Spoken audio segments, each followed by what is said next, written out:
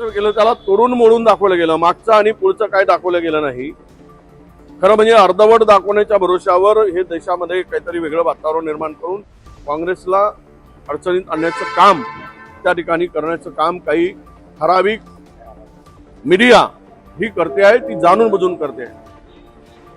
आमची भूमिका स्पष्ट आहे.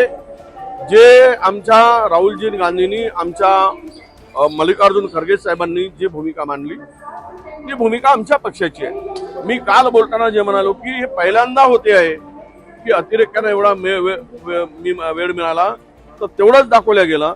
पण त्याच्या पुढे जे मी म्हणालो, पुन्हा आमच्या सगळ्या चॅनलला माझी विनंती आहे की पूर्ण दाखवा की ह्या वेळेस अतिरेक्यानं शिकवून पाकिस्तानी पाठवलं. या देशामध्ये अंतर्गत यादवी व्हावी म्हणून धर्म विचारला गेला, धर्म विचारून मारला गेला आणि हा देश कमजोर करायचा, या देशाच्या एकात्मतेला, सार्वभौमतेला, अखंडतेला हा खिन्नार पाडायची होती. त्यांना त्यामध्ये यश मिळवायचं होतं म्हणून अशा प्रकारचा त्यांनी हे केला. कारण अतिरेक्याला कुठला धर्म नसतो हेही मी त्या ठिकाणी म्हणालो. पण त्यांच्या मागे उद्देश जो होता पाकिस्तानचा, भारताला कमजोर करण्यासाठी, हा हल्ला भारतावरचा हल्ला होता म्हणून शिकवून पाठवलं. कारण 26 वर्षानंतर पर्यटकावर झालेला हल्ला आहे, हे यश लपवण्यासाठी माझ्या भाषणाला तोडून म्हणून ठेवलं.